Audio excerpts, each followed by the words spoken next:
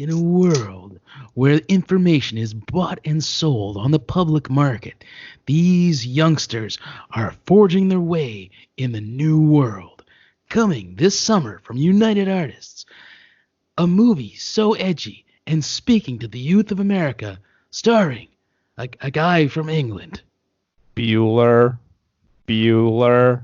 In a world where the economic and environmental world is at stake, these youngsters, who are all conservatively 30-something, will be treading lightly as they get around Fisher Stevens not being totally racist and banging what looks like his mom in Lorraine Bracco. Henry's out of town. You can stay here for a little while. It's not the net. It is hackers. Hack the planet! When I pick a movie, that's when I'm under pressure now. The question always comes back to me, what were they thinking now? Whoa, what were they thinking?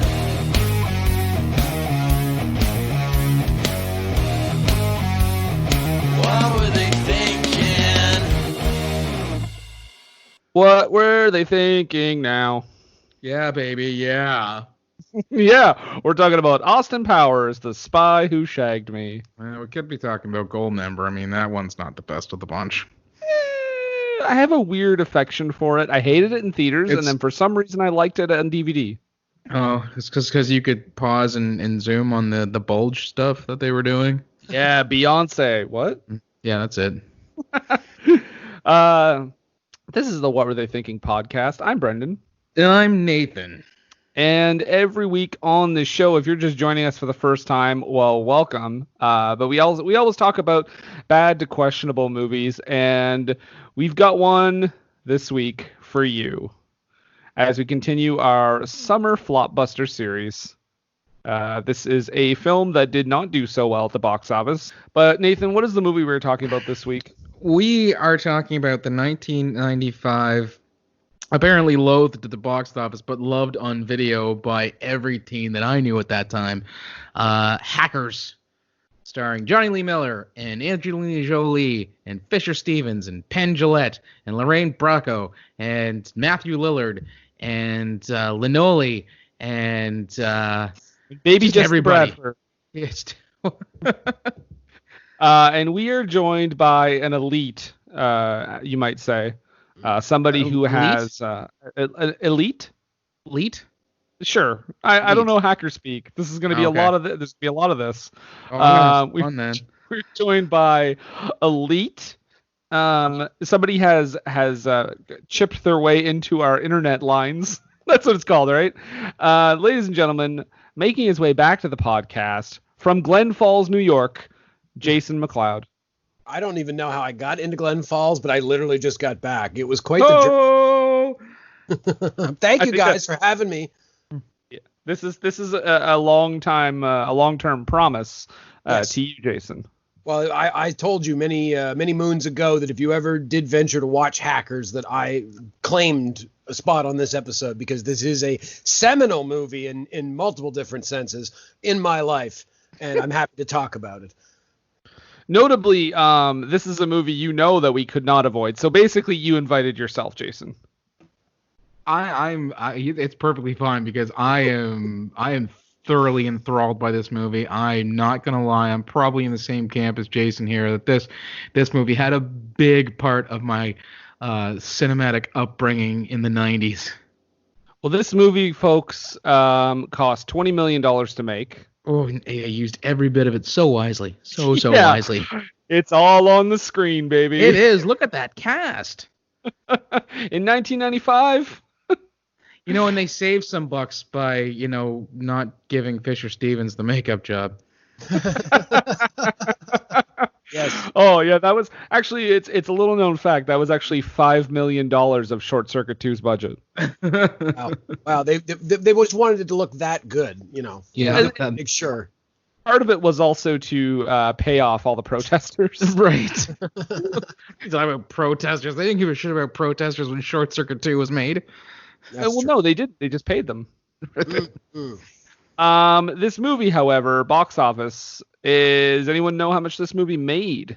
Oh, Christ. It couldn't have been more than 165 grand. 13 million. You're both off by quite a bit. 7.5 million. Oh, okay. Almost in the middle. Nathan, Yes. what's this movie about? Well, hackers. It's pretty self-evident in the title. Yeah. Okay. That's all, folks. I'll give you a quick breakdown of something of the plot. It's a movie about a young hacker played by Jonny Lee Miller, sounding an awful lot like Matthew Broderick while trying to cover up his British accent. And he is run afoul of the law when he was younger as Zero Cool, and is now crash override. Now that he's turned 18, he's allowed to own a computer again. So what does he immediately start doing? Well, of course, the thing that got him in trouble in the first place. By doing that, he meets all kinds of new friends in the hacker/raver underground community, which I didn't realize there was an overlap with that. And they proceed to get embroiled in some industrial espionage or industrial embezzlement by Fisher Stevens and Lorraine Bracco. And so, of course, they have to defend themselves and clear their good names. Hilarity ensues. And I just want to say right off the bat, I don't want to touch on it too much, but we could do an entire podcast just on the fashion of hackers. Oh, man, it's wonderful, isn't it? I will say this, fairly spot on for kids who were trying to be fashion plates at the time. Many vests. Yeah. A lot of vests. A lot of like racing jackets. Kind of leathery, they got a lot of like redefinition on them. It's very cyberpunk. Is a word that's going to come up quite a bit when I'm talking today, for sure. It's got a real look to it, and I appreciate it. It's very colorful. A lot of buckles, a lot of straps. Yep. That in an early scene where they're in the high school, Angelina Jolie, I thought she was wearing overalls until I realized she's wearing just this really low slung backpack that's like hanging almost down to her ankles. It looked really uncomfortable, honestly. In fact, the fashion I think is so funny. At one point, somebody remarks about someone else's fashion, and I'm like, no one should be throwing rocks from glass houses in this movie. I've met a lot of ravers when I was in university, and I don't feel that any of them could have hacked a planet at all. No. They were super interested in doing MDMA, yes, but not hacking a planet. Well, can we just get the elephant out of the room here? So, are you guys familiar with what hackers actually do? I mean, depending on what they're they black hat or white hat or what have you. But the process of hacking involves plopping your ass down in front of a computer, whether it's a laptop or a desktop dumb terminal, and sitting there and staring at a screen of text and telnet as you dig around trying to figure out a way to get into a system. Now, in all fairness, not a real exciting thing to shoot.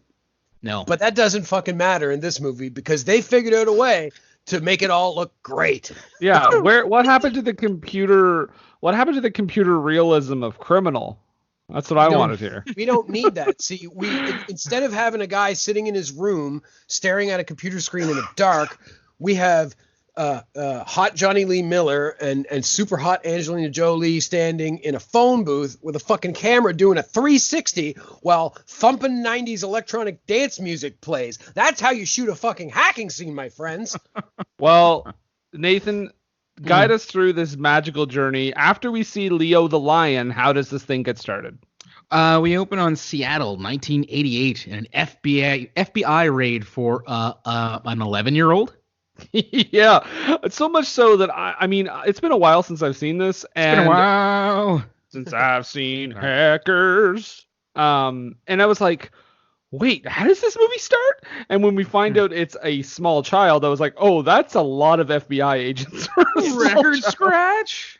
Now, you want to know a little bit of history? That is that incident is sort of based on at least a couple guys. One of them would be Kevin Mitnick, who was a famous hacker in the late 80s and early 90s, who was on the run from the FBI for quite a time and then ended up going to jail.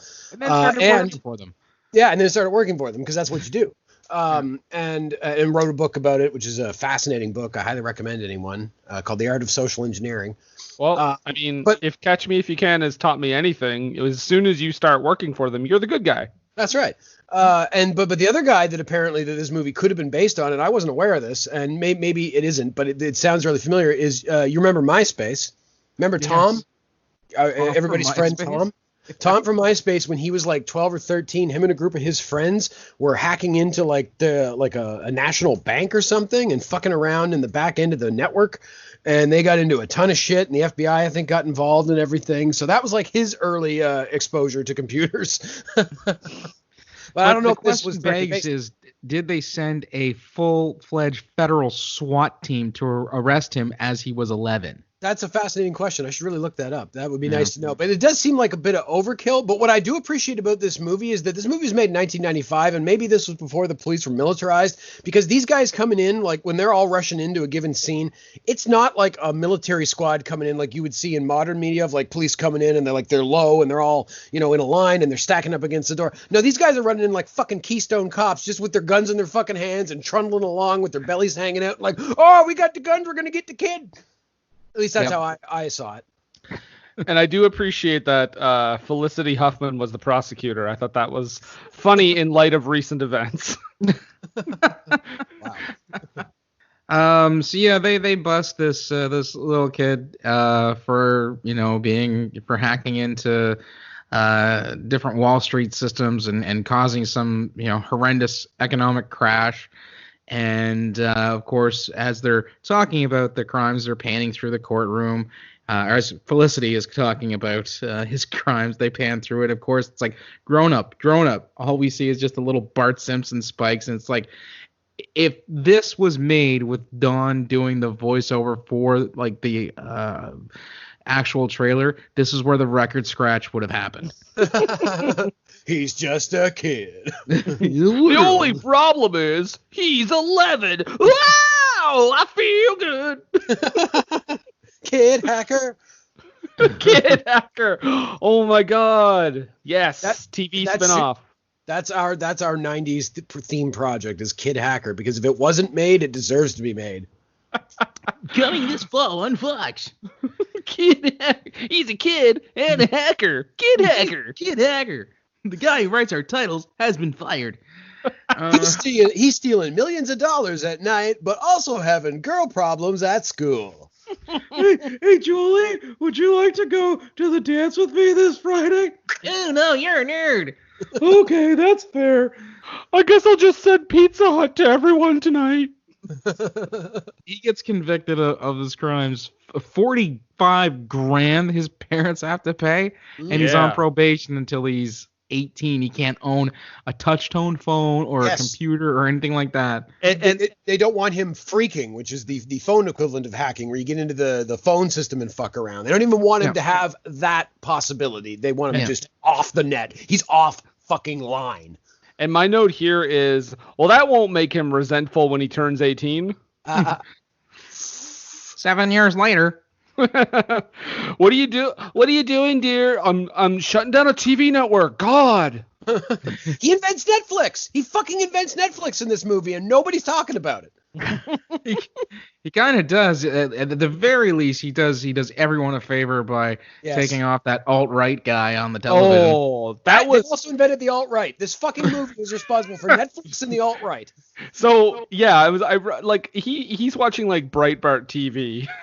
Well, it would have been at the time, because it was 3:45 in the morning. That would have been paid programming. Okay, you know what? That's where it belongs. Put it on paid programming at 4 in the morning. We don't need that shit in prime time. They have to pay the station to fucking put it on. Yeah, exactly. That's right. Yep.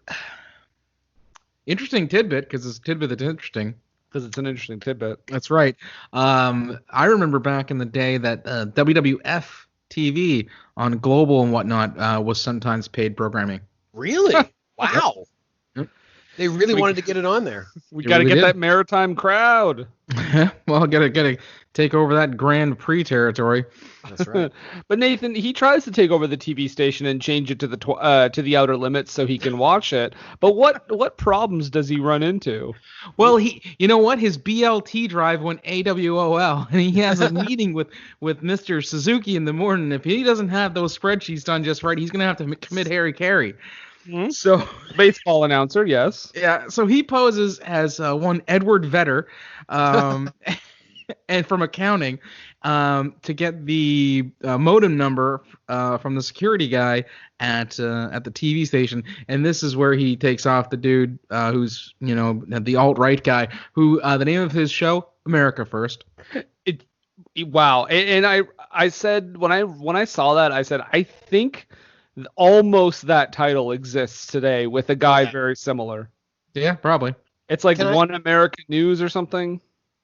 Can I also, yes, absolutely. Oh yeah, that's fucking OANN for sure. Can I also point out though, and this has to be pointed out, when he calls this guy and he starts asking about the BLT drive and all that, this is one of the few like absolutely accurate depictions of how hacking works in this movie, because this is a guy using what I said earlier, social engineering. He is pretending to be able. He's basically pretending to have the tone of somebody who works for the company. He's trying to use language that the guy understands, maybe insider jargon, because he wants to get some information out of him. And when he says to him, do you know much about computers? And he says no, then he knows that he can just say, oh, this BLT drive, I need this, and blah, blah, blah, and just kind of confuse him, and then say, oh, by the way, what's the modem number? It's on the box. That's the thing he needs, and he gets that number, and then he's good to go, and the guy doesn't know that he's just breached his own security. So props to hackers. Well, some props to this movie anyways, because there are things like that, the dumpster diving and the shoulder surfing that they do later in the movie, which are all legitimate things. However, it's overshined by this veneer of we need to make this look flashy. So let's make our computer network look like cityscapes. Oh, and the GUI on all of these things, size 14 font. So you can see everything, and flames and skulls and animations. Yeah, that's awesome. It's speaking of animation and skulls and flames and everything, doesn't he's while he's hacking the TV network, he runs afoul of acid burn. Yes. Badass handle. By the way, the most the dumbest reveal ever later that it's Angelina Jolie. I'm like, yeah, no shit. Yeah, obviously. Like, did we wait? Was I already not supposed to know that? But yeah, she's like, and it leads to a hilarious tug of war between like the video, the video cassette. They keep switching they keep switching the show out. Yeah. Like he'd put one show on, she'd take it off and put another one on. He'd take one out, take hers out, put it on, back and forth, back and forth. Yeah. It's basically like they're fucking, but through this computer. Kind of. Yeah. And it's foreplay. Yeah, exactly. The just their exchange made my eyes roll right out of my head, and then of course he delivers his his tagline or his call line that he uses a couple more times in the movie. Mess with the best, die like the rest. We used to say that when I was in like junior high school. That was something we thought was cool to say because of this fucking movie. But he does get his connection terminated, and then when he gets up in the morning, his mom is like, turn off the dang dial-up connection. Everybody is Napoleon Dynamite in this movie. I think that'd be an interesting way to approach a remake of it. John Heater in every role. Yep. Yeah. I mean, guys, he needs work. Let's throw him a bone here. He gets scale for every role, but he has like 15 roles. It's like, hey, well, you ask Eddie Murphy. That adds up. Yeah. Oh, absolutely. His mom's trying to talk to him. He's not really listening, and she has a sarcastic phone call with herself, where she's like, "Yeah, he's in there using his computer all night." Well, I suppose you're right. He could be playing with himself. You do like girls, don't you, Dade? Yes, Mom. And I'm still a virgin. I just haven't found any girls as charming as you. So That when he said that, and he said that, I was like, Jesus, he is trying to sound like Matthew Broderick here. Something I'm a fierce. virgin. And the rest of the movie, Jeffrey Jones is chasing him to get his passwords back. Well, let's hope that's the only reason why Jeffrey Jones is chasing him. Oh, yeah, it makes that movie real weird to watch again. Well, really anything he's in, I suppose. This is where she figures out that he hooked the computer up to the phone, which makes her rather upset because he just got off of probation and just turned 18, so now he's allowed to own his computer and his touch-tone phones. But before they get to really have it out, he heads off to school. My goodness, I wish my school was as well-funded as that in the 90s. Yeah, it was a nice school. Mm-hmm. Real nice. I will say that, and I mean, this is where we meet Angelina Jolie, who introduces herself as Kate. Here's the thing, guys. She's Kate because Kate is a relatable name. Kate is the name of the girl next door. Angelina is the name of somebody famous. Even when she wasn't, that's like a famous sounding name. But Kate sounds attainable, and that's what they were going for. There you go. Angelina Jolie, by the way, you mentioned that a lot of the people are not teenagers. She is legitimately like 19 in this movie. Oh, yeah? Yeah. Very young. So, but 19 though, right? Yes. Yeah. Well, yeah. Pervness. So engaged. I'm justified in my feelings then? Okay. Okay. Yeah. But she like helps him out, and then when he sees like her mouth, it like cuts to like weird stock footage of like people kissing and shit. And man, that was the thing that I was hoping that they didn't stick with that at all. Oh, but the Because- one they do later was kind of upsetting. Well, they have a couple of different times where he sees her and he imagines, like you said, stock footage or old clips from movies or TV and stuff like that. I was hoping that was going to be like a thing that was going throughout the movie when he encounters people and it shows us what he kind of really thinks of them through his TV-addled brain, and then he has to put on a veneer where he's sort of nice to them. It sounds like you're just sort of describing the dead zone. It was fun that the school had a bank of payphones, which right there lets you know that this movie is chipped out of a block of ice. My high school had banks of payphones, not that size, like banks of two payphones, but there was multiple spots around the high school where these banks of two payphones were. But guys, I mean, we can agree that Dade, Jonny Lee Miller, is a bit of a dope because he falls for one of the oldest tricks in the book, the old Olympic-size pool on the roof of the school trick. Now, was that something you heard in high school? Jason, I can count on two hands the amount of times I've fallen for this trick. You just keep going up to the roof, and it's always a surprise. That was just a bunch of nerds being like, "Don't close that door! Oh, damn it, we're all locked up here now." I need to know, guys, does anybody ever in their life remember having access to the roof of their school? Exactly. No fucking way. Oh, When, yeah. Where? How? So before you even suggest a pool was on top of the school, yeah, exactly. Nobody could go to the roof. If you were a student, you were not going to the roof of the school. If you were a teacher, you were probably not going to the roof of the fucking school. No, maintenance people went to the roof. That's it. Yeah. Yeah. If she had said, "Hey, I fucked the maintenance guy. Here's the key," maybe. Then that's a whole different movie right there. Maintenance Man, starring Angelina Jolie. The hacking becomes very secondary to everything else that's going on with the lawsuit and the criminal charges. The rest of the movie is just a courtroom drama. Yeah. But he, when he goes up there and like it starts to rain or whatever, the scene I was talking about is later. He's walking through the hall. He sees Angelina Jolie again, and it cuts to like the stock footage of like a guy like choking out a woman. Well, yeah, because he wants to murder her now because she tricked him. So mad. He got so wet up there when it rained. God. Yeah, so wet. Hey, Sally Can't Dance is in this movie. Renoly, yeah. Yeah. He's the Phantom Freak, man.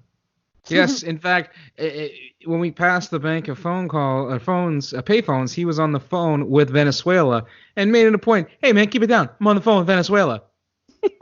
Like just a throwaway line. Like he could have just explained to him later, like, "Yo, I'm the Phantom Freak. The King of 9X." Yeah. But for all you kids out there, NYNEX was a telecom company in the late 80s and mid 90s. Were eventually, I think now they are probably Comcast. And his buddy is Lil 14-year-old chain smoking Jesse Bradford. Dude, I need a handle. Dude. What'd that tell you about saying dude, man? You say that dude one more time, I'm going to slap the shit out of you. Yeah. Okay, so guys, if you're just tuning in now, we're just reading the script. Yep. There's so many quotable lines, though. Come on. This movie's full of wonderful lines. Well, Shit on Me. That was one recently that I have written down. That was a fun one. Well, so I after actually originally first heard that in the movie The Crow. Gideon says it in the pawn shop scene. Wow. When Eric's beating him So up. I wonder if this movie was referencing The Crow then. What's a possibility? Yeah. the right year in the after, wheelhouse. maybe.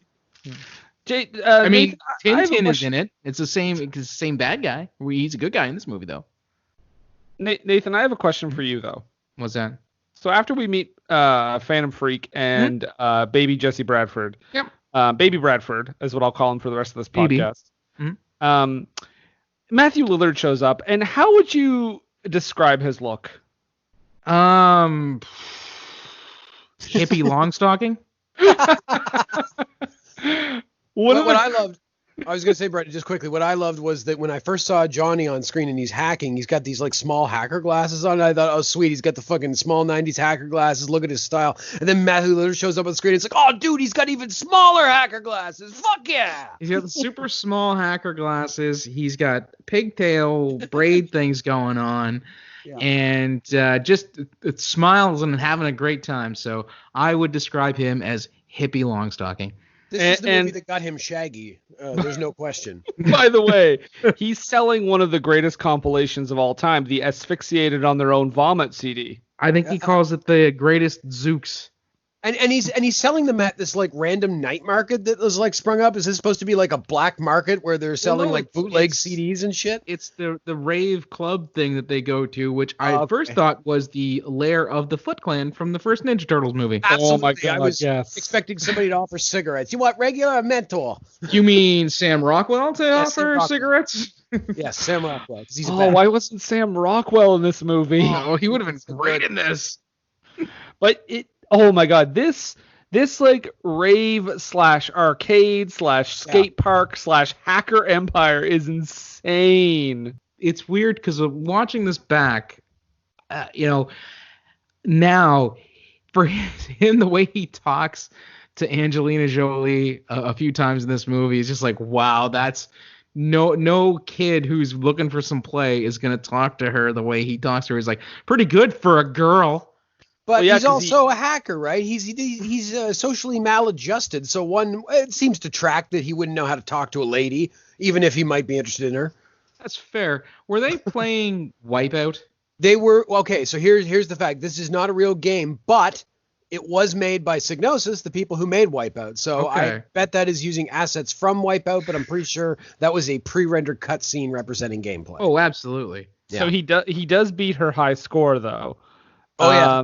And we figure out that she has like a boyfriend kind of who's the most nondescript character in this movie. Yes. He's just very much in the background, and the only scenes we see him in are basically when he's making out with Angelina Jolie. And what I'm trying to say is, how did I not get this part? And But they point that directly out because at one you point were what, 10 conservatively at the time? Yeah, dog. he points that out though. At one point he says, or Johnny points over to her, or points over to the dude and goes, "What does he do?" And the other dude goes, "Well, you're looking at it." Yeah, he just looks slick all day. Yep. I think that was an unscripted moment where Johnny Lee Miller was literally like, "Wait, what's the point of this character?" Yeah. Why is this guy here? Yeah, so he beats her high score, and then Renoly is like, "Wow, you just made it enemy for life." Okay, I got a quick question here. Did you ever get the sense that Renoly and like Baby Bradford were supposed to be like together? See, I don't know because it's not. I don't think so. No. Unless Baby Bradford is bi, so the Yeah. bi Baby Bradford could be. Because Made by Bradford, yes. unless he's just not willing to admit something to his mom, because later when we see his room, he's got girls on like the wall, like posters of like swimwear models and whatnot. Mm-hmm. However, Renoly does call him Boy Meets World, so I know. That was a good reference. I don't know. They seem close, and then they just seemed a little closer because he's always like, "Come on, let's go, let's get out of here." And I'm like, "Oh, are they supposed to be?" I mean, it's cool. Renoli's character comes off a little like I don't know, like metrosexual maybe. Yeah. And I got the idea that like, oh, maybe they're an item, and I just never picked up on this.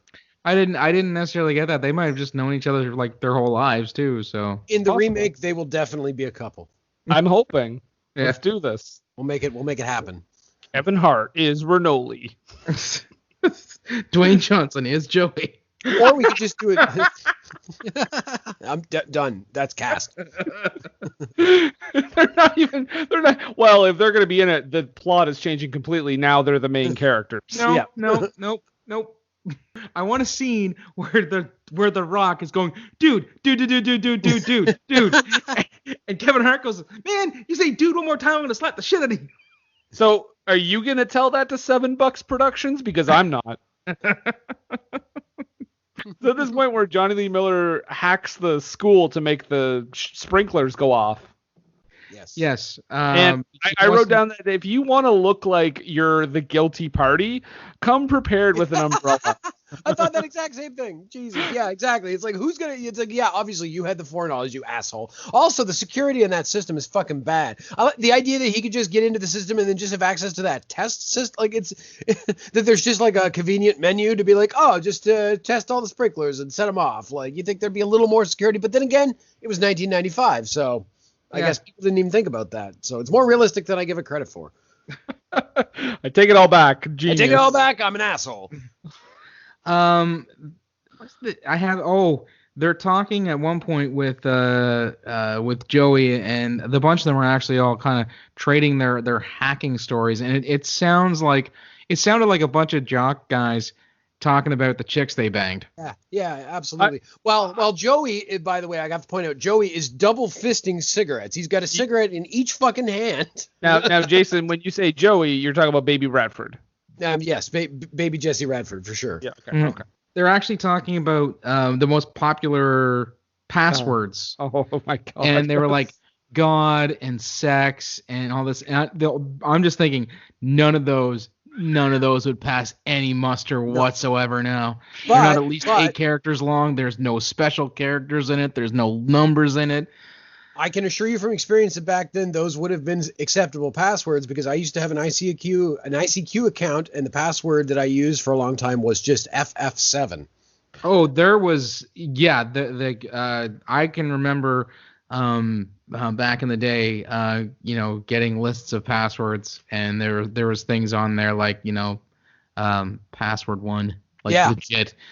That's the most common password is fucking password. Yeah, I think password. Yeah, when they say like love, secret, sex, and God, I'm like, no, the most common one's definitely like password and like pass 1 2 3 4. Oh no, the password and pass 1 2 3 4 and all that.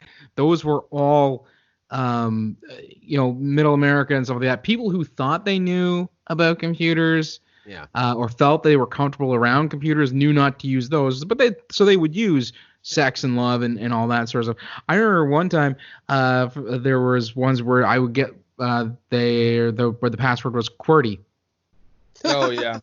Just that first string of words on the keyboard. When I was in grade 5, we had a teacher who would set up a password on our Apple computers, because Apple used to have a restrictive OS called At Ease that you would load into, and you could only access certain programs, but you needed a password to get to just the desktop so you could install shit. And the guy's name was Fred, and so his password was Fred. And if you look at a keyboard, Fred is literally a square on the board, FRED. Mm-hmm. And listen, I hope this doesn't get my identity stolen, but I think I've had the same password or some variation of the same password for like 20 years. So you should probably change that. I would recommend, immediately before this. When I say variation, I mean numbers and symbols and shit. I don't think anyone's gonna crack it. I put it to you, the listeners. Please don't try. I feel like a challenge has been issued. That's what it sounds like. That's right. To me. Guys, Penn Jillette is in this movie. Yes. He's Yes. working in Love the it. internet. Playing the character Hal. Teller, I don't think we should do this trick, Teller. I love at one point he calls him on the phone and he goes, we got a problem with the net. And then he's like, "What? Your DVD isn't working? Like, what's going on?" Call Carl Reiner. He's got extra. Yeah, Carl Reiner's just got extra copies of the net just sitting around his house. He does, because he fucking loved that movie. He tweeted about that movie so much. I don't know if you heard that, but Wait, is this legit? If he was doing a bit, it's one of the longest running Twitter bits, because for like 8 years, he is like a few times a year tweeted about how The Net was like one of his favorite movies. That's amazing. Well, coming soon. So, who does old Penn Gillette call, or Hal calls the plague? The plague. Eugene. Yeah. Who, for some twisted reason, insists on having professionals in his life call him by his hacker handle. Yeah, I got a kick out of that because it just reminded me of like a bothered teen that's like, my name's not Eugene, it's the plague.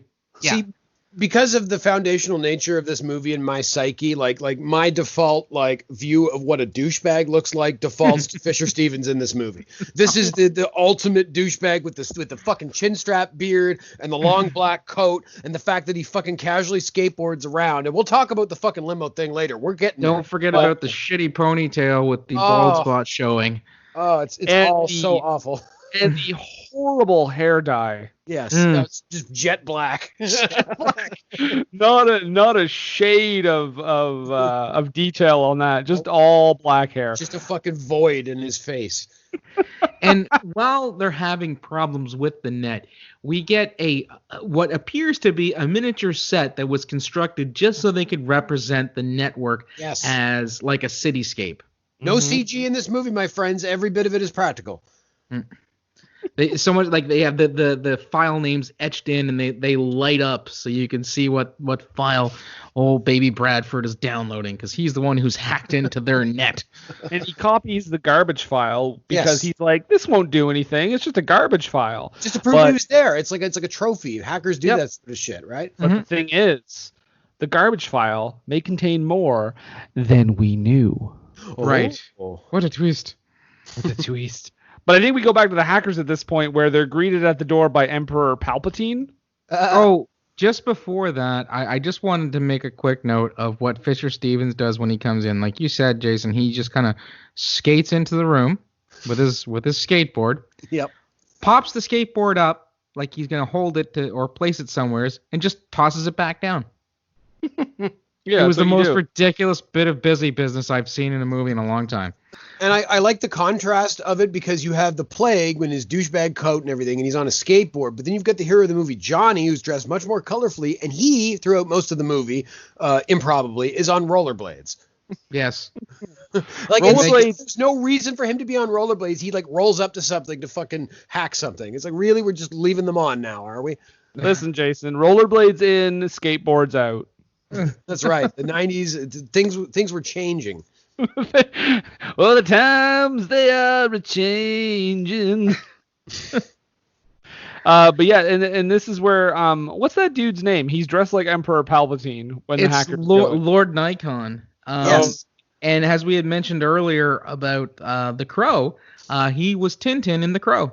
But they watch their favorite TV show because it's like a TV show that gets hacked into the network with the hosts Blade and Razor, and it's called. What is it called? Razor and Blade. What is it called? Hack the planet. Hack the planet. That's right. And they teach them how to hack a payphone. And I'm like, you know what, guys?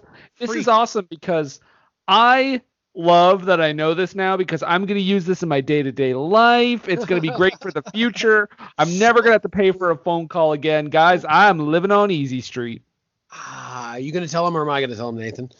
Well, I mean, if he can find a payphone, he'll be doing all right, won't he? All right, well, let him find out on his own. He won't pay for all those calls he's not making. Living on Easy Street.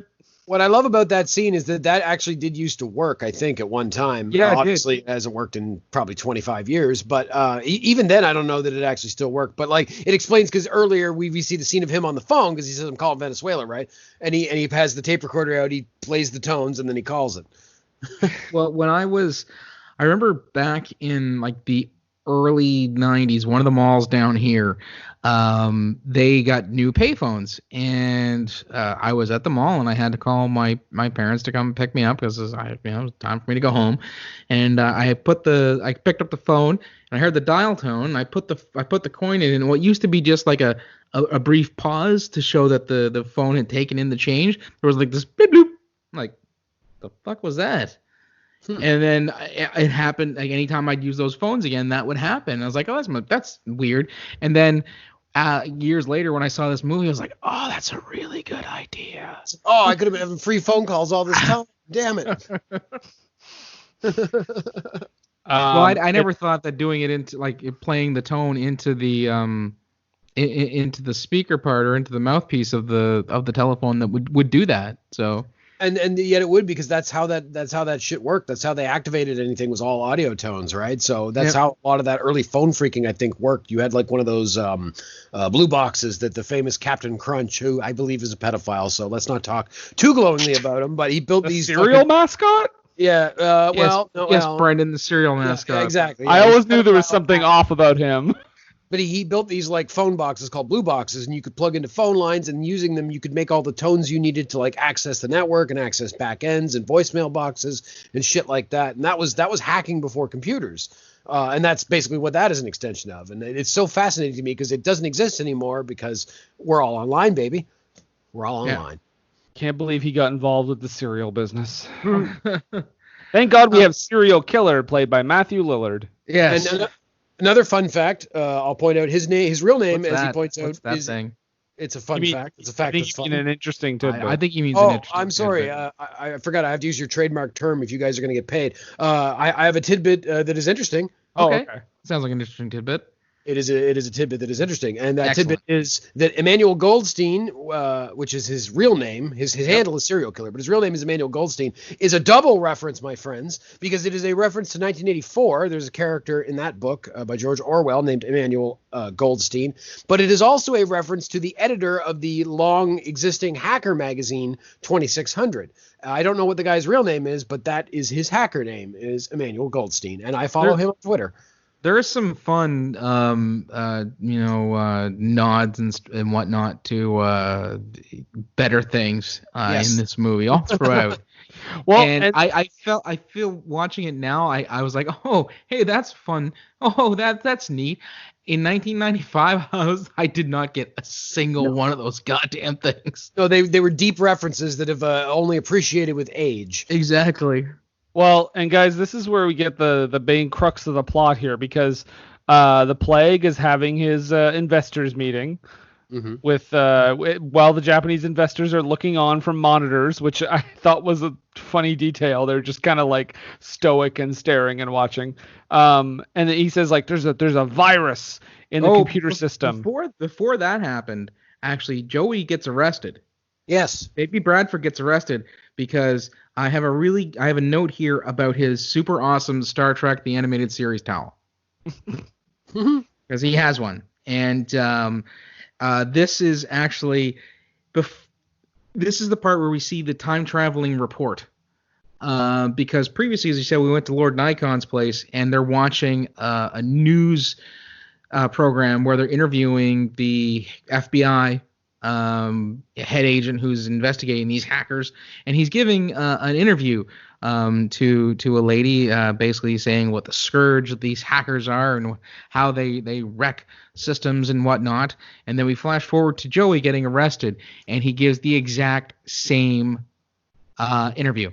So much so that if you run it back, you can actually see them taking Joey down the stairs before he gets arrested. Yeah. Oh, Officer Bunk. Yeah. And now we move on to the my name is not Eugene, it's the Plague, in front of board members. Yep. And he's like, he's basically like there's a virus that's gonna capsize all these ships. Oh, what was the name of the virus? Da Vinci. Da Vinci. And what was that a play on, Jason? I know you're getting it. First name Leonardo. Well, Nope. yeah, I know Da Vinci, It but was- it's probably it- playing on another old virus, was it? The Michelangelo virus. Michelangelo virus. There you go. Yeah. But of course, he uses Da Vinci's man, or what is that drawing called of the dude? Jim Morrison. It's Jim it's- Morrison. It's Leonardo da Vinci's Jim Morrison. That's what it's called. Jim But Morrison being stretched on a fucking But- rack. The Michelangelo virus only affected like Domino's and like Pizza Hut, right? Yeah, that's it. That's all it was, Brendan. I did find it funny where they talk about this virus and how the way it's going to work is when it goes off or when it takes over, it's going to flood the ballasts of these ocean tankers full of oil and capsize them, thus creating this huge environmental disaster. And someone says something to the effect that these systems are completely automated, there's no way to override it, and I call 100% bullshit on that.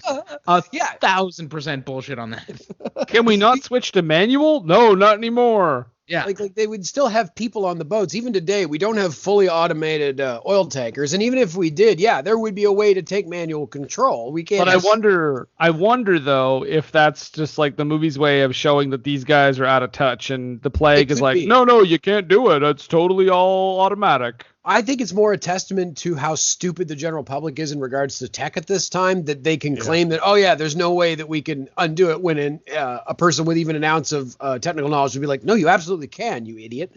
But it's like it happened all the time in movies where they would just explain away some plot point where something just couldn't be done because of this thing, and you're like, that's horseshit. Yeah. Ever seen the movie Pleasantville? Yes, I love that movie. At one point, they say you can't turn it off without the remote. It's a new TV. It's like, no, that's not a thing. I mean, and you can plug. I mean, you can just Yeah. unplug it. Fuck. Yeah. Yep. But we quickly learn that the plague is maybe not the smartest villain because he openly and loudly talks about how this virus is his own doing with Lorraine Bracco not 20 feet outside of the meeting room. Yeah.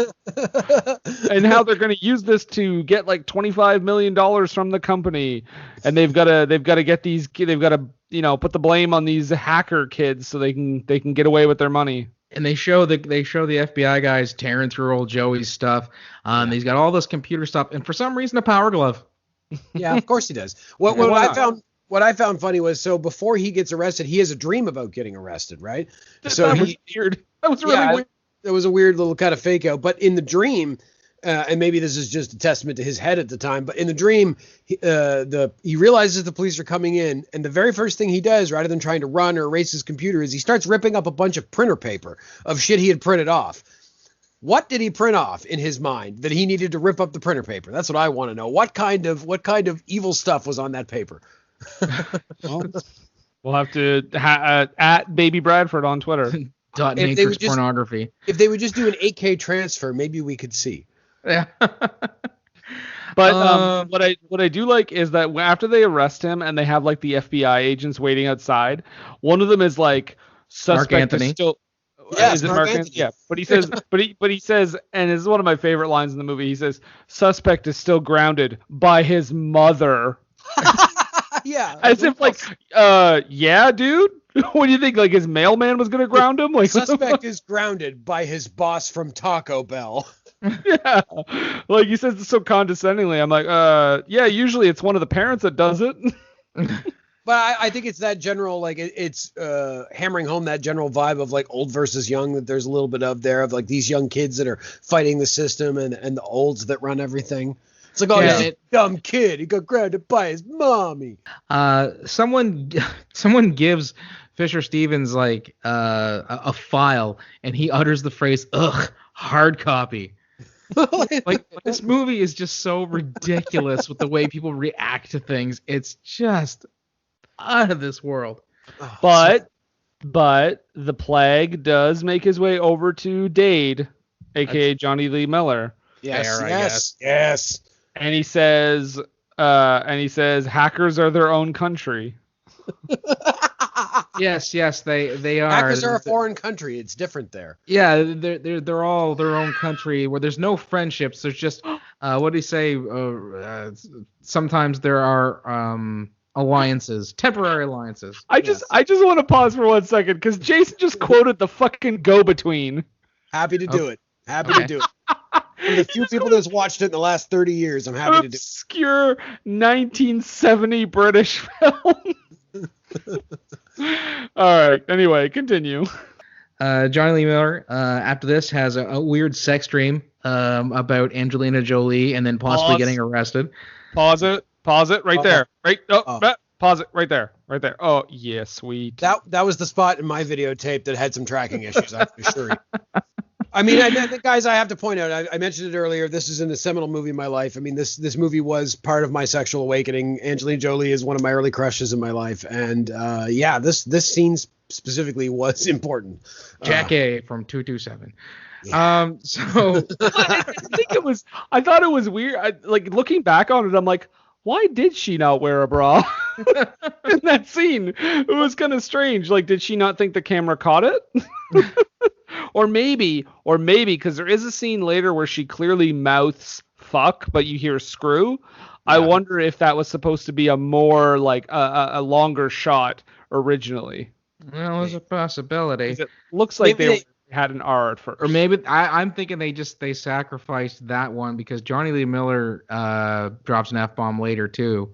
Yeah, I was looking for it. I missed it. Where was it? It's like where he's talking about someone threatens him with going to prison or something like that, and he was like, "Fucked if I care." So I think the next scene is that they're actually back at the school, and Jonny Lee Miller has hacked his way into advanced English, and they're displaying their favorite quotes. Of course. Okay, sorry, can I interrupt you for 1 sec, Nathan?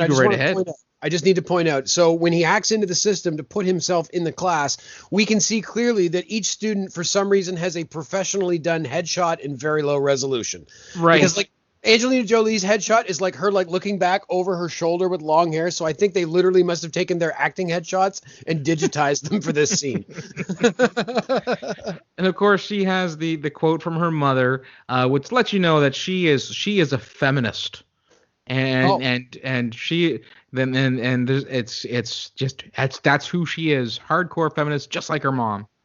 Okay, guys, about this scene. So we also have to point this out too. What is happening in this class? What are they doing?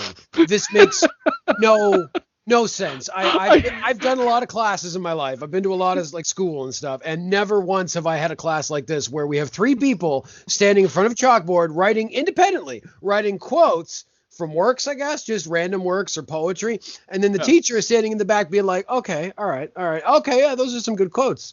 But what are they doing? What is the point of it?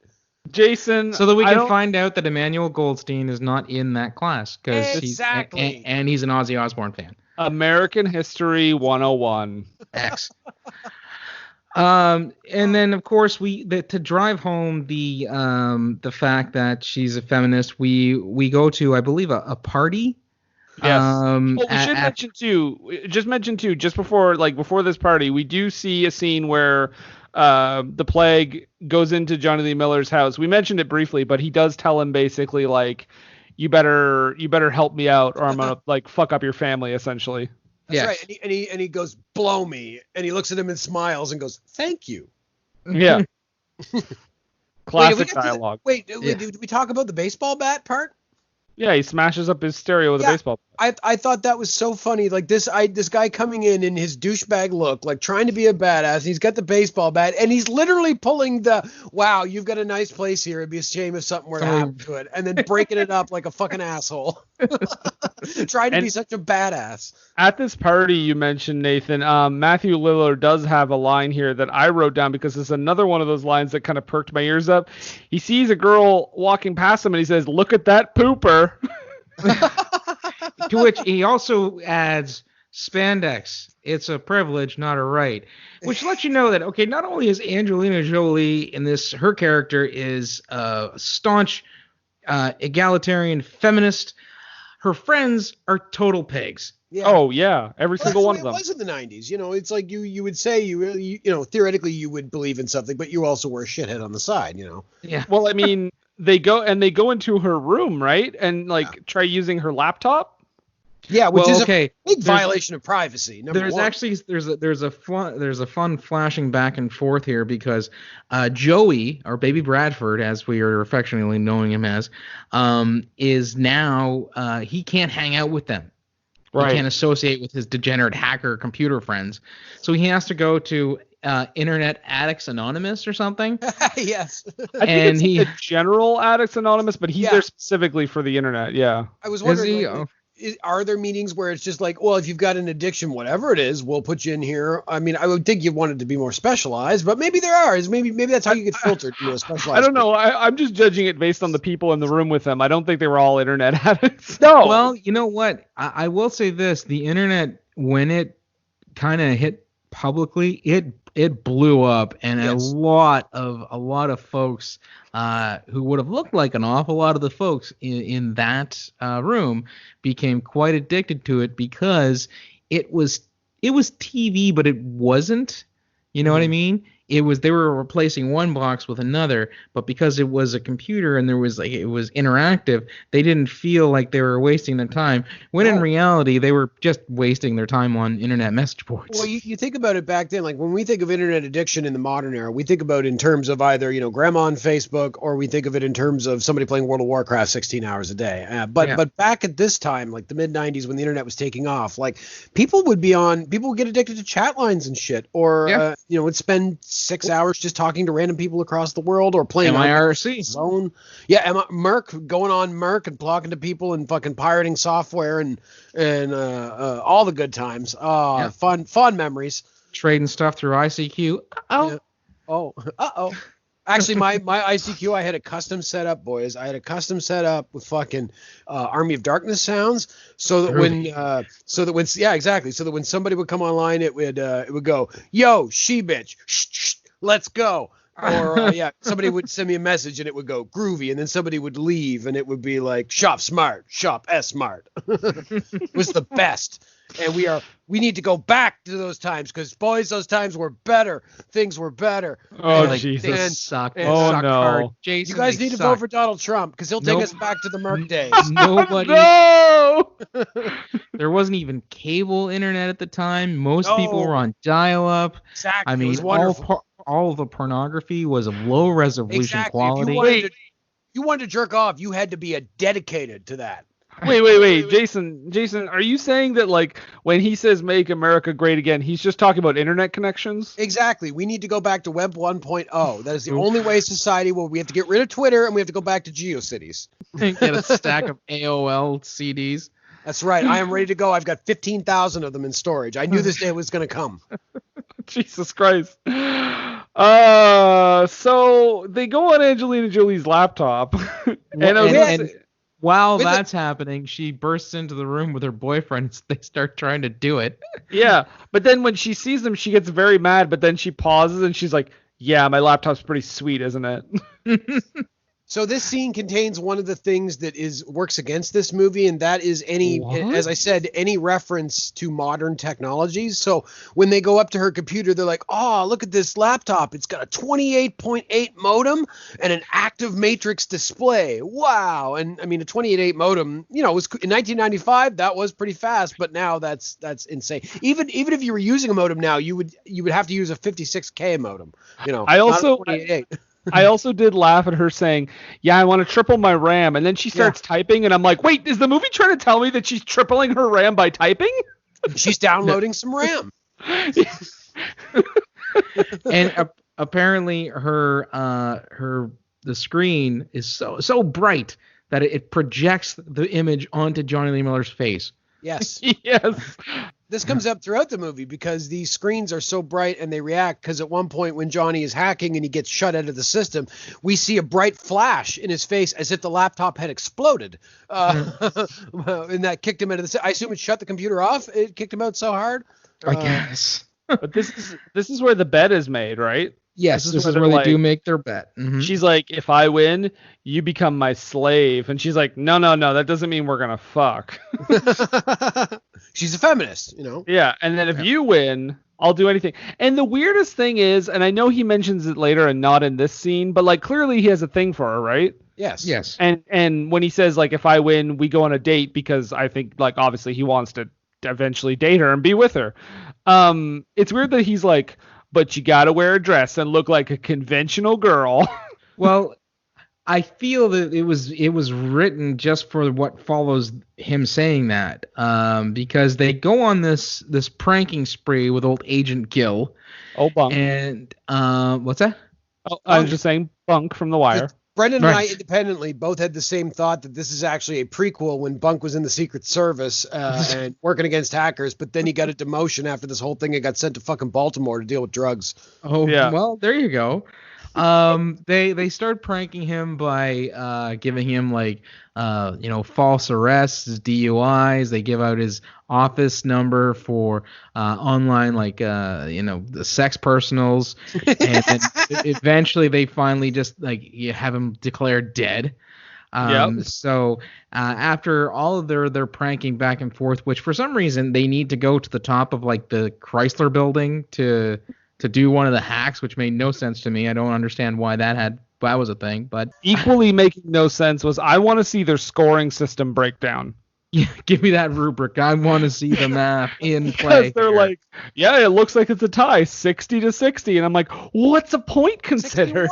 So they go into a sudden death type of situation where they say that he says that if I win, you have to wear a dress on our date. And to which she replies, if I win, so do you. So I'm like, you know what? He just won. Win-win. He's clearly getting a date regardless. It is indicative, I think, of his maybe lack of social skills, that rather than risk the possibility that he asks her out on a date and she says no, he gets this situation where the date is on the line based on his own performance rather than based on just her decision. She's forced into it, right? Because it's the bet. She's got to make good on the bet. Yeah. But and after this, apparently the plague has so much disposable income that he just sends Dade a free laptop. Yeah. And somehow manages to rig it so that when he opens the laptop, it plays this video. Now, my question is, if Dade, for whatever reason, decides he wants to keep using this laptop, which honestly I wouldn't, but No. every time he opens that laptop, does it play that video? Does he have to watch that video every single time? Can he skip it? Or can he delete it? No. Is it No. built It's into like the hardware? it's built into the Windows startup. He has to watch that every time. Every single time he gets that same message. Ugh. God.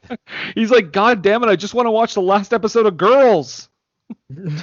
In real media and like 160 by 100 resolution, and it took him all night to download it. Yeah. God damn right. He might have it downloaded by the morning. Let's cross our fingers. Well, I'm hoping I'll sleep in just in case.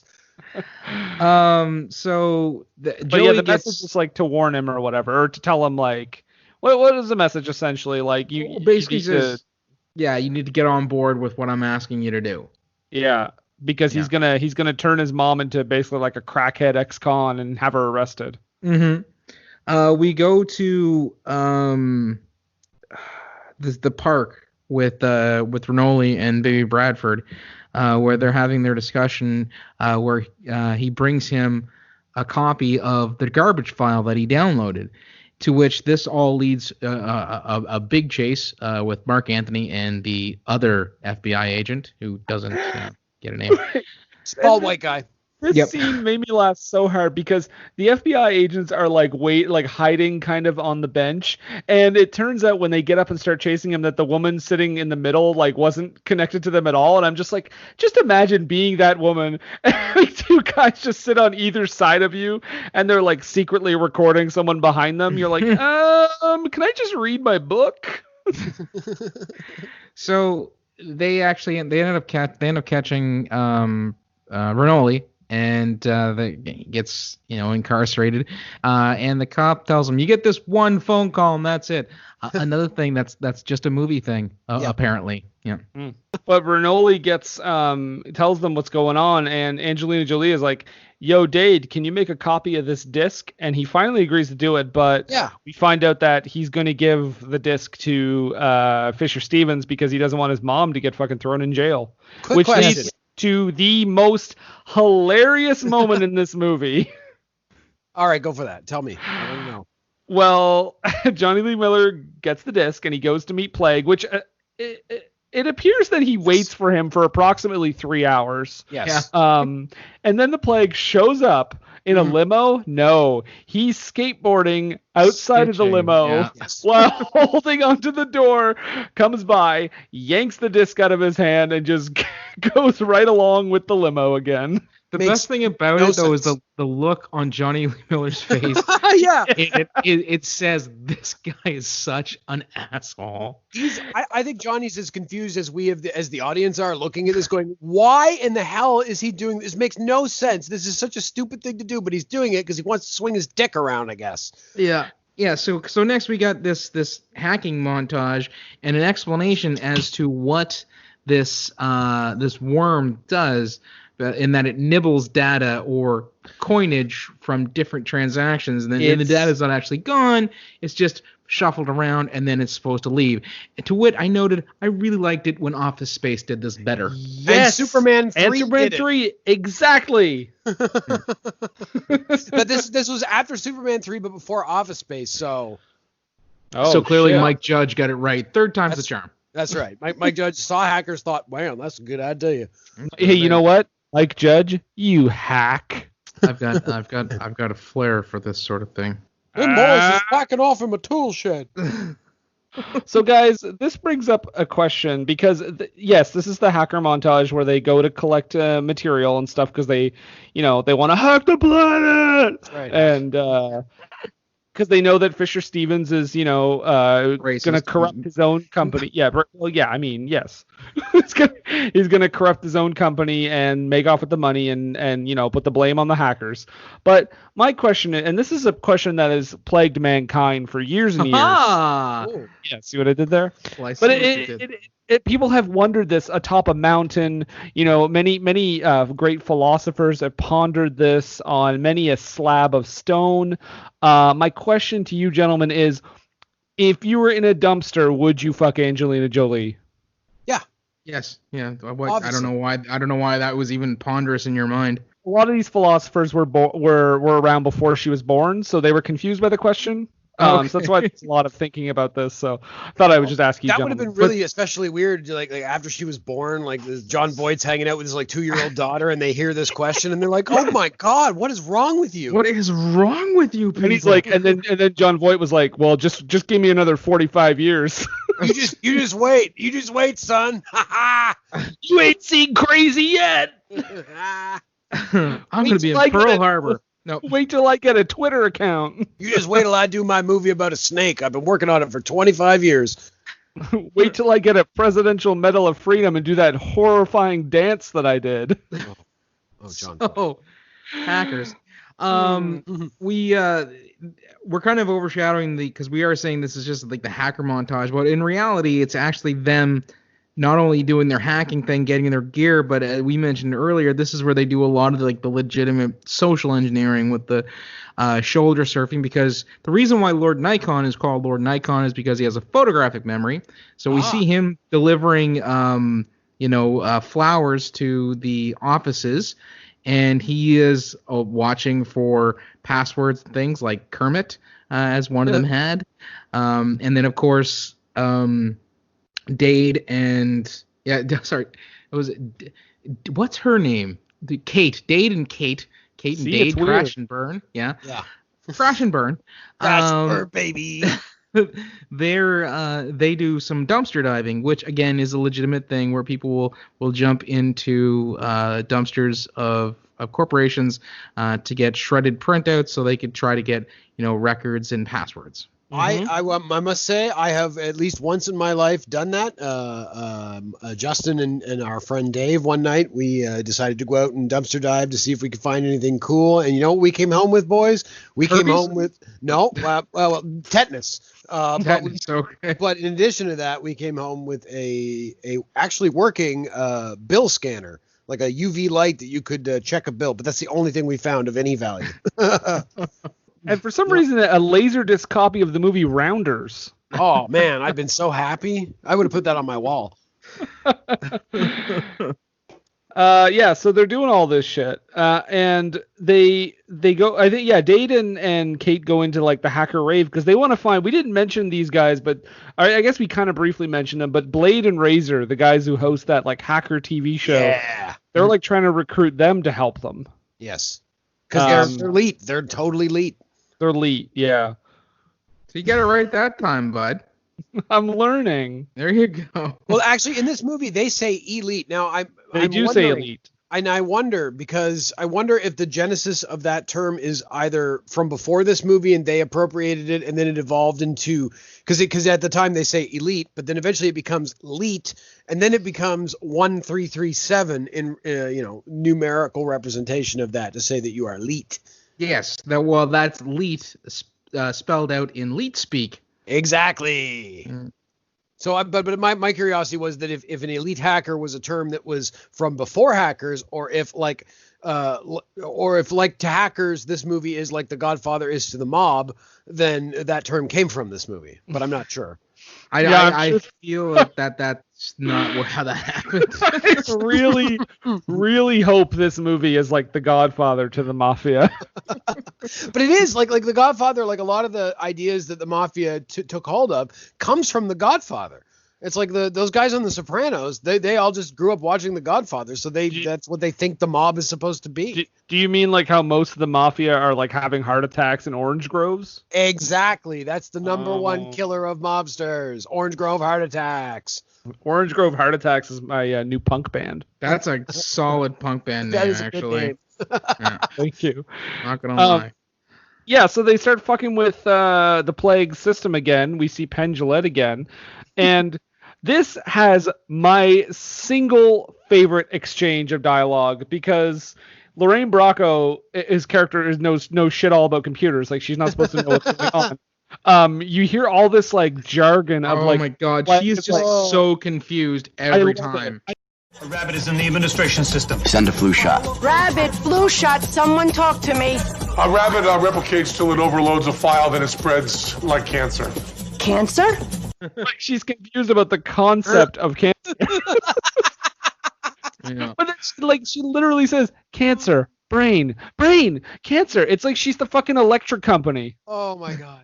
Okay, and the other moment like that in this movie, I think it was earlier, but I have to mention it, where the Bunk is talking to the other FBI guy, the nerd FBI guy, and he's like, well, what'd you find? And he goes, well, we have an uncorrupted hard drive. And he goes, give it to me in English.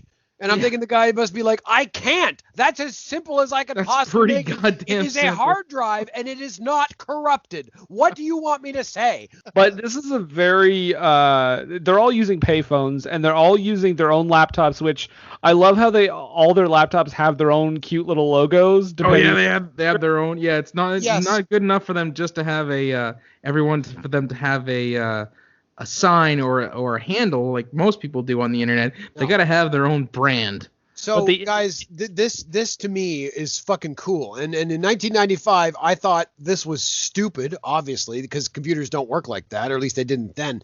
But the idea of it was super cool, and you can see it was actually kind of prescient because nowadays with our smartphones and stuff, we all have our own custom wallpaper. We have our own custom like setups for how we want it to look. Now, if I could just have my phone, like when I turn it on, have it like blast out a flame and be like acid burn. Oh, I thought you were gonna say if you could every time you turn on your phone, it played a video of low resolution Fisher Stevens.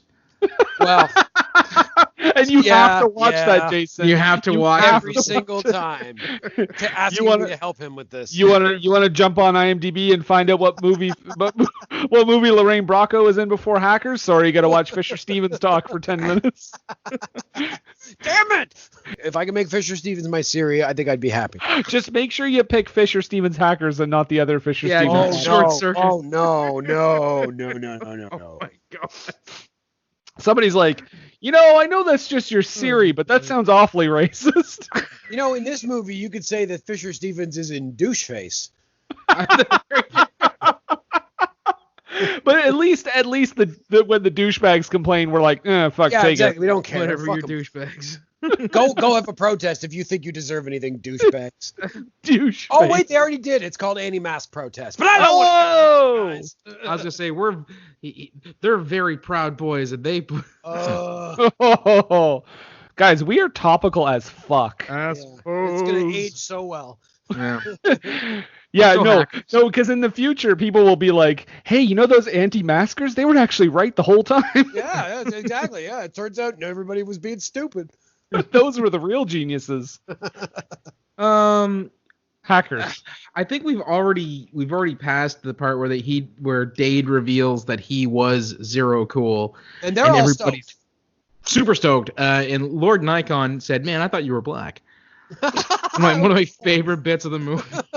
Yeah, and acid burn, like Angelina Jolie is like instantly pretty wet when he says that. Yeah. Well, yeah, he's Slip lead. slide. By the way, and when they're hacking the plague system and trying to expose him or whatever, it is literal, like there are literal electric like waves going on in the room. Yeah, like the mainframe is arcing, and I don't think computers are supposed to arc. No, they are not.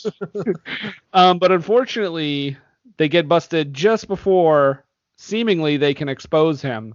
But guys, they don't bust serial killer, aka Matthew Lillard, who watches on. Okay, Manuel as a- Goldstein. That's right, who watches on from the crowd as Dade gets arrested and yells. Hide the planet! Hide the planet! Shut up and get in the car. Hide the planet! Hide the planet! We get a shot of him digging through the trash at Grand Central Station. Yeah, he's dead. Yes, or at the very least has several strains of hepatitis and possibly HIV. Yeah, he reaches in and grabs that disc, and he's like, jackpot, gonna go see Blade and Razor. Mm-hmm.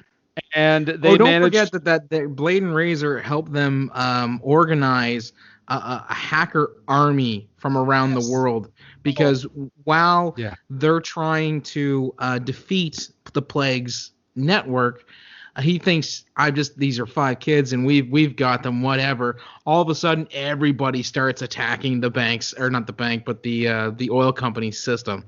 Yeah, and they pull like a Green Lantern coming in at the last second. Yeah. They're like, hey, does anybody call for a rescue? And they're like, yeah, like 20 minutes ago, but that's cool.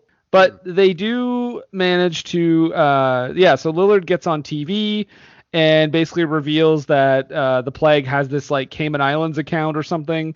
Yeah. Where he's like funneling all the money. We cut to the Plague post-coital with Lorraine Bracco, which was the first, one of the moments in the movie where I was like, what? I did not see them as a sexual item. Mostly because and I looked it up because I was like, were they that much different in age? And they weren't. But for some reason they made her look like, I don't know, they made her look older. She's supposed to look like a successful business lady with the padded shoulder suit, pantsuit thing going on. Yeah, she's a real Gina Davis. Exactly. Or Sigourney Weaver. Yeah. And he is supposed to be, while they are not that far apart in age, he is supposed to be part of the youth culture because he skateboards, has long hair, and is into computer hacking. Yeah. But she turns around, she's like, oh no, they said my name on TV, and Plague just books it. He's out of here. But does he make it, guys? No, because he ducks out and under the guise of one Mr. Babbage. Yes. which is a fun computer reference. Well, Charles Babbage, who attempted to invent the first computer. I don't know if the Babbage machine or the Babbage engine ever actually worked, but he was one of the pioneers in that field. Yep. Okay. So fun fact, or sorry, interesting tidbit. That's better. Tidbit that's interesting, yeah. He gets arrested by Bunk. Yes. He does, yes. And then after that, we get to see their date. Angelina Jolie is in a dress. Mm-hmm. There's some beautiful, what do you call it? Hackers sky notes. I don't know if they did it or if the group did it for them, but as they're having their little date, they look across the Hudson and they can see that the lights for some of the buildings have been appropriated by their hacker friends or by them, I don't know. And it says crash and burn, which is really not something that you want to do in New York. Not now. Or even then, because, I mean, there was that whole the first bombing of the Trade Center. Yeah, but that only killed 6 people, and it was a bombing in the basement. Nobody thought anybody was going to hit it with a plane. That would have been fine. Everybody would have been cool, man. Jesus, relax. This took a turn. It always does when Jason's here. I also got to point out, too, so at the beginning of that scene, when we see them walking up and she's in the dress, I thought, wait, did he lose the bet? Because he's wearing a weird, ridiculous outfit that almost looks like a dress itself. Yeah. Yeah, and so they basically, that's their date, and then they go underwater and make out, I guess. Yeah. Oh, yeah. And that's how the movie ends. Hackers. They're fucking in the water. What a Guys, movie. I don't think we need to go around the horn. I think it's all pretty much this movie is ridiculous and dumb and hilarious, and you should all watch it. Oh, it is a resounding yes from me. So here's the thing I got to say about this movie. The last time I watched this movie was quite a while ago, and I've always loved this movie ever since I first saw it. But the last time I watched it, I was not really familiar with the idea of cyberpunk. And since then I've become more interested in that, or found out what that is and found out the interest of it. And cyberpunk is often defined as high tech, low life. Meaning you're living in a society that is a lot of this high tech that's available and super futuristic, but also it's economically disparate. And often it's from the perspective of characters who are from the lower ends of society who are trying to get by with what they can, even though they're dealing with the oppression of the man being the form of, generally in cyberpunk, corporations and such. And of course, that's kind of what this movie is. These young kids kind of fighting back against the corporations, and the combination of the look of it, which is very colorful, along with the kind of the costumes and the approach to technology. Watching this movie now has raised it so much in my mind, because I've always had this view of it as just being this kind of stupid movie that is so off the mark as far as how technology works, that I thought, it's just a fun thing to watch. But watching it now, it's like, no, this movie's a fucking, like a cyberpunk 90s masterpiece in a lot of ways. I mean, maybe masterpiece is strong, but this movie's really fucking fun. And yes. I'm glad that I've been able to kind of categorize it as cyberpunk, because it seems to raise it up overall. And I can recommend this as less as a dumb movie, as long as you can kind of avoid the specific 90s technical references. The rest of this movie is just a fucking fun movie that then led to something like Watch Dogs 2. I don't know if you guys have played that game. I played the first one. I haven't yet to play the second one. Well, the first one is a dark, dour existence, but the second one is a really fun, upbeat story about a group of people that are a member of a hacking group called DedSec, and it very much has the vibe of this movie. Well, and with all that being said, let's take a brief break. What were they thinking?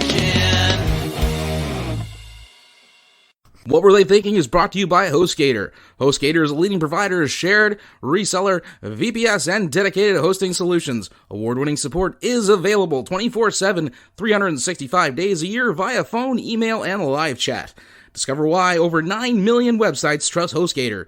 Use the coupon code SCHLOCK for 25% off your first purchase. That's SCHLOCK, SCHLOCK, for 25% off your first purchase. What Were They Thinking is brought to you today by GameItAll.com. Whether it's video game news, the latest in music, or movie reviews, GameItAll.com is your one-stop shop for all nerdy talk. What were they thinking? And we're back. Yes, we are back. Nathan, it's time for the low haiku. Yes, the low haiku. 17 perfect syllables to describe a nigh perfect 90s movie. So, Jason, would you like to begin? Yeah, man. I'd like to begin. Here's my haiku. Okay. Roll, hackers. Roll on. Teamed up, we'll defeat the plague. And fuck up Penn, too. Very good. Thank you. Thank you. Some inspiration from Alabama in there. I took. Nathan, would you like to read yours? Yes. Man, thought this was cool. 90s me, easy to please. Does not hold up well. Very good.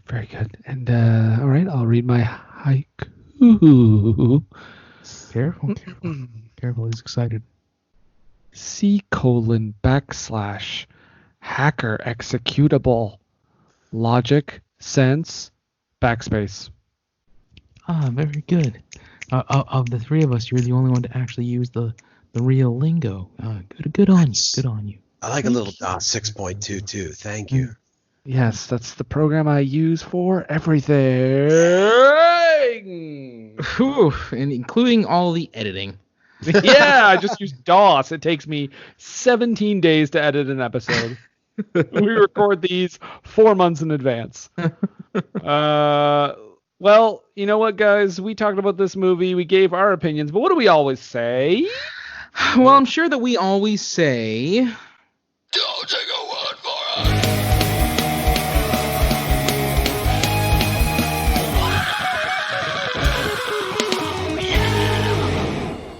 That's right, folks. Don't take our word for it. That's why we go to Rotten Tomatoes to see what the people are saying. And this is one of those movies that has a bit of a disparity here. I feel like some of the audience reviews may be ironic. I don't think so. I think they're just tainted by rose-colored glasses. Well, that too. But we have a 33% of the critics gave this a positive review. Mm-hmm. And 68% of the audience gave this a positive review. Yeah. So let's go into the critics' reviews here. Our first one is from Jay Boyar of the Orlando Sentinel. He says, after the mechanics of the thriller plot start to kick in, the film drags. And when it's time for the big cyber showdown, we're stuck once again with footage of frantic typing. Stephen Ray from the Philadelphia Inquirer, he took a better view of it. He wrote, Hackers isn't a very good movie, but it's a damn sight more fun than the net. Oh, coming soon. Yeah, I've never seen it. No, you know what? Me neither. I've seen bits of it, but not enough. I saw Hackers, and I was like, that's the ultimate computer movie from the 90s. There's nothing that can top it. Critics review. Maitland McDonough of TV Guide said it was not fresh. It was rotten, and she said, even if you bought DOS for Dummies, there's nothing in Hackers that will stretch your brain. I like how you read it like a newscaster. It's the only way I can read things, unfortunately. That's a sad affliction. Time Out Magazine says, the sappy ending is hard to take, but the online showdown between the Plague, the Secret Service, and the united worldwide community of hackers is nail-biting. Jonathan Rosenbaum of the Chicago Reader wrote, without any sort of miracle, this engaging and lively exploitation fantasy thriller about computer hackers, anarchistic in spirit, succeeds at just about everything the net failed to. Lots of slams on the net. Yeah. Good reason. You haven't seen it. I know. I got one more for you. This is from Steve Rhodes at Internet Reviews. And Steve, giving 0 out of 4 of his score on the movie, says, you leave the theater angry at everyone associated with it for stealing your money and your time with a movie that insults the audience intelligence with complete garbage. Strong words. Yeah. All right. I've got one more from Roger Ebert. Oh, your boy. Sometimes. My boy. This is a fresh review. The movie is well directed, written, and acted, and while it is no doubt true that in real life no hacker could do what the characters in this movie do, it is no doubt equally true that what hackers can do would not make a very entertaining movie.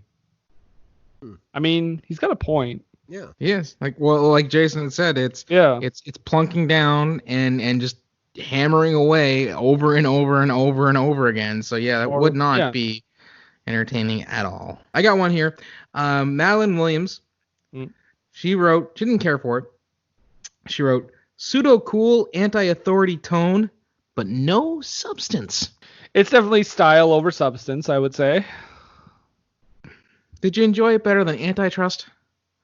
I don't remember that movie, so probably. Okay. I never did see Antitrust. I always thought I should watch it because it was kind of in this genre. Is that Tim Robbins in that with Ryan Felipe? Yep. Yeah. I was more a fan of Uncle Trust. Let's go into the audience reviews. We've got our first one here from Wellington M, who gives it 5 stars.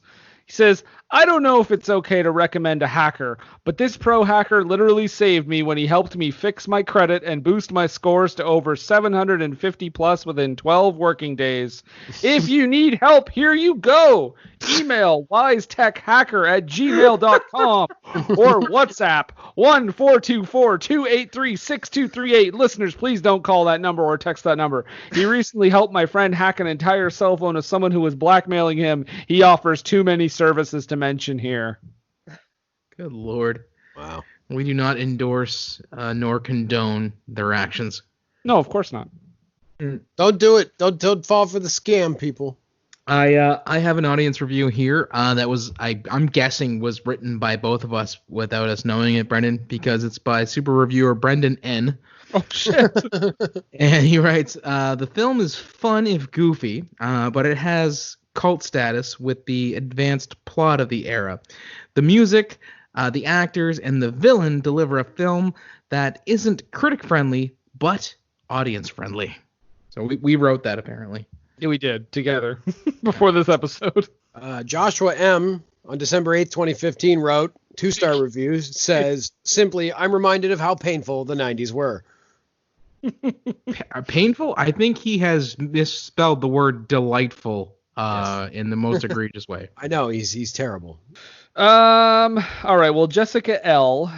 also gives this movie 5 stars, and she starts out... Jessica Lange? Yeah, well, when you listen to this, I hope not.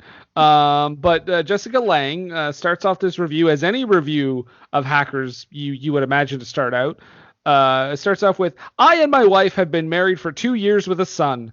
Little did I know that my wife ex still texts my wife, and my wife never talked about it. My wife sends her ex nude pictures and also visit him. All of this has been going on, and I never knew about this. But thanks to my best friend who referred to me, wisetechhacker@gmail.com or WhatsApp 1-424-283-6238. This hacker helped me in hacking my wife's phone, and I saw all of this on my wife deleted text messages. I don't know how to thank this hacker, but if you can see my testimony, I advise you contact this hacker. I'm very sure you won't regret it. Poor Jessica Lange. Wow. Right? Poor Jessica Lange. American Horror Story money. You should save it. I guess, yeah. True hacker Jennifer X wrote, she gave it 3 stars, and she wrote, Hackers is hilarious because of the way it portrays the internet. The hacking duels between Jonny Lee Miller and Angelina Jolie are at once ridiculous and kinda sexy. A lot of fun. Kinda sexy indeed. I have a review here. This is 2.5 stars from one Alan C. And Alan writes, how old is this movie? It has payphone hacking, dial-up modems, cassette tape recorders, and Fisher Stevens is the biggest star of the film, whose cast includes a 19-year-old Angelina Jolie. Up until this point, her biggest credit was Cyborg 2, a sequel to a Jean-Claude Van Damme film where JCVC didn't even appear in the even worse sequel. Even though this film isn't good at all, I do remember thinking at the time that chick with the short hair is really awesome. When I was a video store clerk, this was a favorite film of mine to put on, not because it was a good movie, but because it had a good soundtrack and wasn't rated R. The film really hasn't gotten any better with age, other than the quaintness of the technology and seeing, capital S, Angelina Jolie in a before they were famous role. The film does have a solid cast that includes Jonny Lee Miller, Jesse Bradford, Matthew Lillard, Lorraine Bracco, Marc Anthony, Penn, Jillette, and Felicity Huffman. Overall, it has the quaint early internet charm of, quote, war games, but the film is populated by an irritating group of young people, is ridiculously overdirected, and has just about every young people versus old people film cliche in existence. Still, there's enough good to make the film watchable, but I'm not going to give it any more credit than, quote, watchable. All right, guys, this is a pretty intense one here. This is from Prompania K, and he gives it 5 stars. Contact wisetechhacker@gmail.com or WhatsApp 1518-749-2846. Helped me hack my fiance's phone. Relieved now to know she's just a bitch. After the much trust and love, she was still unfaithful. He helped me with proof this time. She couldn't deny it anymore. He's professional indeed. His name is Phils, a computer engineer. I have used his services before, and he saved me from the lies of my cheating spouse with proof. You should try any type of hack with him. Deals on any type on cyber issues such as Facebook, Gmail, WhatsApp, Hotmail, Gmail, game, websites, phone, Android and iPhone, and any other hack related to cyber issues. He sure gave me the best and executed my project with the quickest time frame. He's just a cyber guru. 5 stars. There you go.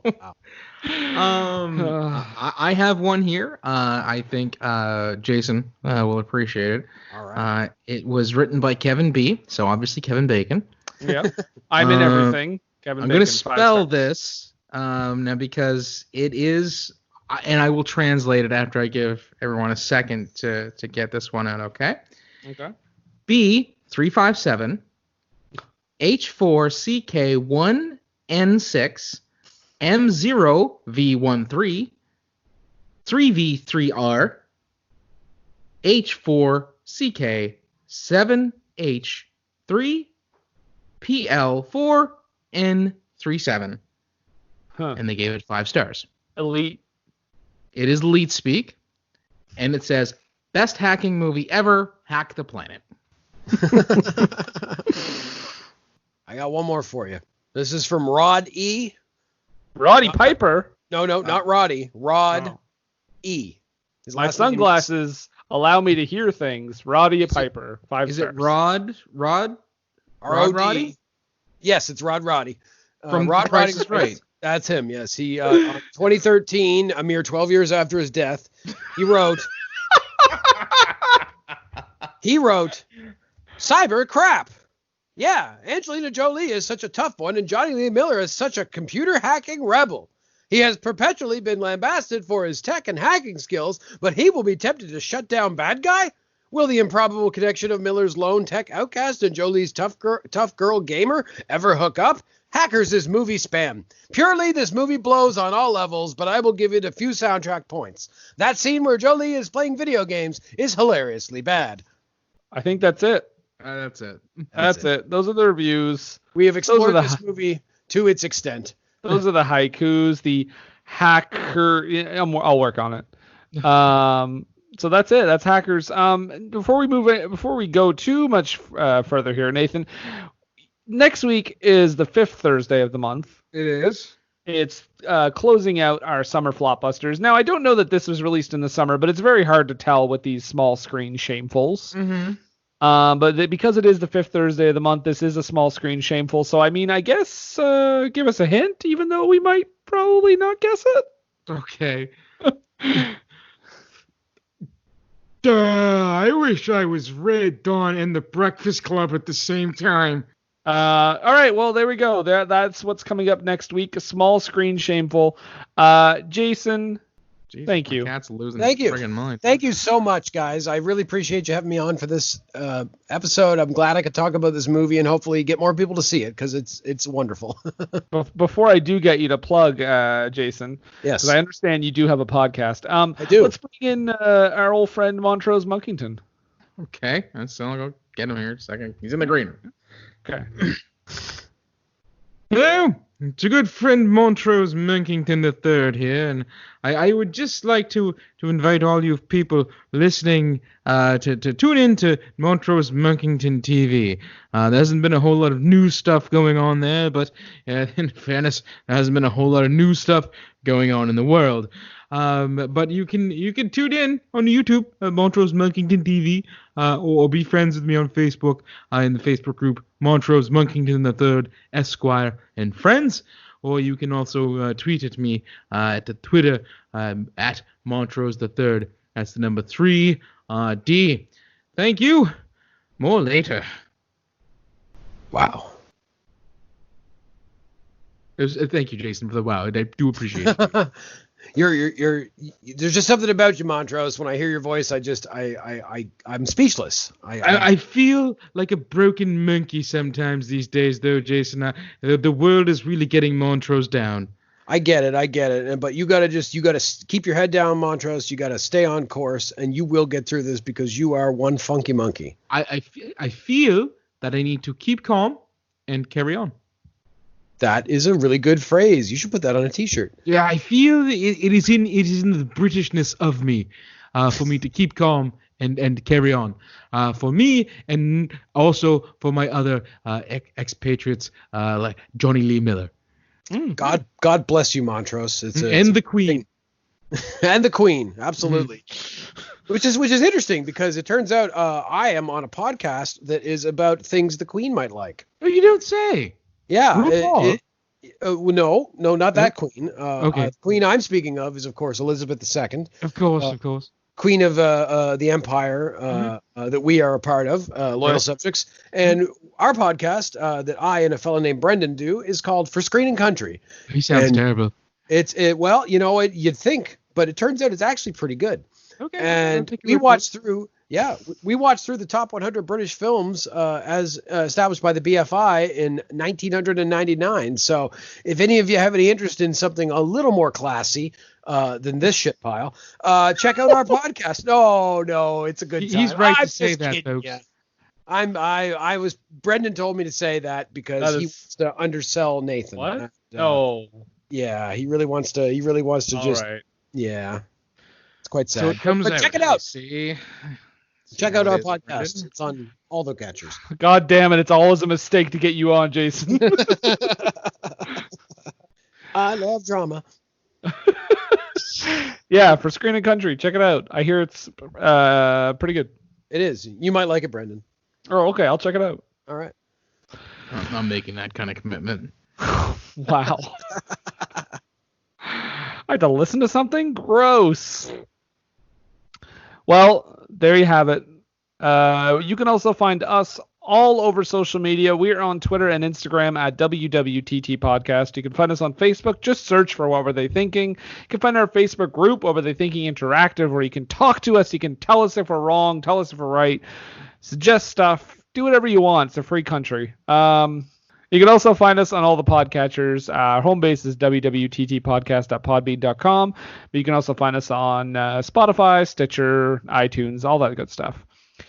And you can find us on Patreon at patreon.com/WWTT podcast. You have until the end of, I think next month I said. Yeah, next month. You have until the end of next month. If you sign up today, no matter what level you sign up for, you will get a Patreon pick. You can pick a movie that we will talk about on this program. So do that if you like. And yeah, I think that's it. We also have stuff on TeePublic and Redbubble if you're so inclined. Mm. And again, Jason, before we just go into the ending here, I just want to say thank you again for joining us. It was a delight. Thank you for having me. I love this movie, and I love you guys. Rock on. Well, thank you very much. Having said that, I do have questions. What, about this perfection? Come on. Yeah. Really? I mean, let me just... Okay, hold on. I've got the questions saved on my hard drive here. Just give me a second here, Nathan. Okay, my internet's just taking a while to boot up here. Just one second.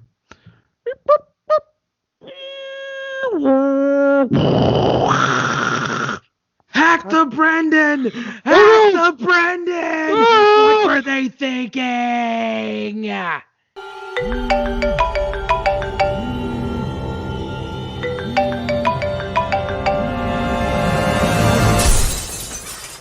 You blocked me on Facebook.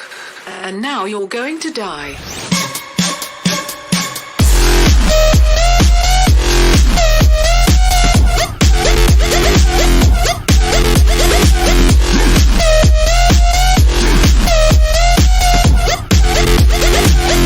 Now you're going to die.